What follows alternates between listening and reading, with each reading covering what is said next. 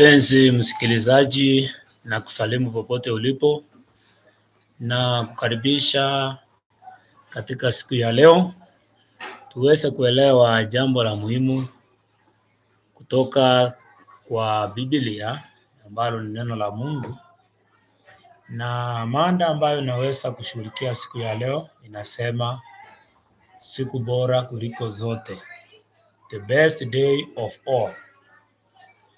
When we see from the first day, second day, third day, fourth, fifth, and sixth, and seventh. But I want to say that a day is not a day. There is one day which is the best of all.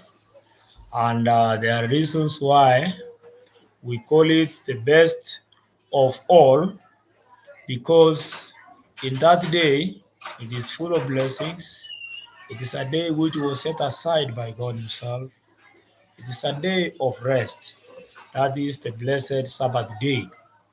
So, when we read the book of Genesis, chapter 2, that's where I want us to reference today from.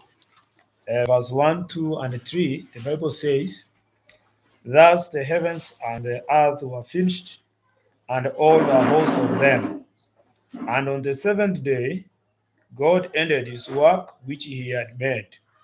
And he rested on the seventh day from all his work which he had made."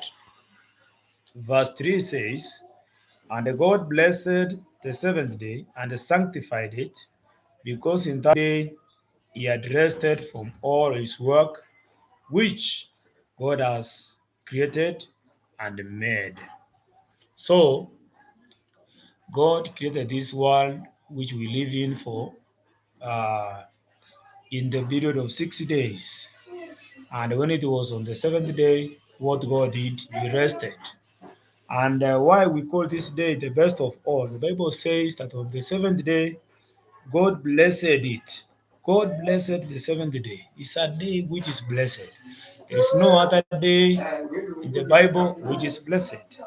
And then He sanctified it. To sanctify is to make it holy. So that is a holy day. And who had made it holy is God Himself. And in it, the Bible says he had rested from all his work which he had made. Did he tell us also to do the same? Let's read the book of Exodus, chapter 20. My last verse today. The Bible says, if you read from verse 8, remember the Sabbath day to keep it holy. The Bible says, remember the Sabbath day to keep it holy. But which is the Sabbath day? Is it the first day, the second day, the third day, the fourth day, the fifth day, the sixth day, or the seventh day? No. If we read, we continue reading verse 9, the Bible says, six days shall thou labor and do all thy work. Verse 10. But the seventh day is the Sabbath of the Lord thy God. So the Sabbath day is the seventh day, and it belongs to God. It is not belonging to the Kisi people of Kenya. It does not belong to the Luo of Kenya or some communities of Kenya, but it is the Sabbath of the Lord, and God has commanded us to remember that day and to keep it holy. The Bible continues to say, verse 11, verse 10, "But the seventh day is the Sabbath day to thy Lord. In it thou shalt not do any work, thou, nor your son, nor thy maidservant, nor thy cattle, nor thy stranger that is within thy gates. For in the 6 days the Lord made the heavens and earth and the sea, and all that is in them. That is, and he rested on the seventh day. Wherefore the Lord blessed the Sabbath day and hallowed it." So it is a command, the fourth commandment, which God wrote Himself using His finger, reminding us all that we must work, we must do all our work within the 6 days. And when it comes to the seventh day, we must not do any work. Instead, we must rest. Even our maid servants who are within our premises, even our cattle, like the donkey and the oxen, shall be exempted from all kinds of work, Even a stranger who is within your premises or your house must rest in that day, because in that day God Himself, who set an example for us, created the earth and everything in it. And when it was on the seventh day, He rested it and made it holy. So I'm calling upon you who is listening to this voice today, being the sixth day of the week, Friday, that you prepare as the sun sets.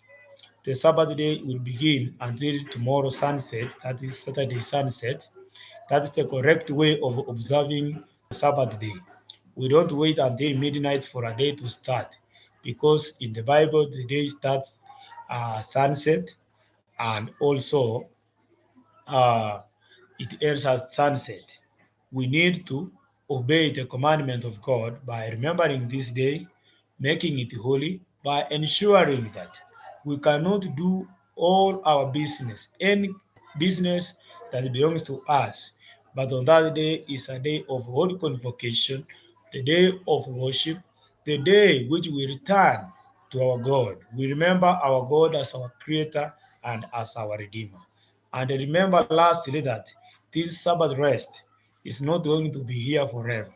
Very soon and soon, our freedom of worship is going to be taken away when that beast will enforce the fourth Sabbath, which is not Sabbath day, which is not the seventh day, but the Sabbath which he will force people to worship the first day of the week, and they will be marked by the national Sunday law. So before the coming of that day, my dear brethren, God gave us a sign, the Sabbath. If you read Ezekiel chapter 20, verse 20, the Bible says, "And I also gave you my Sabbaths are to be a sign between me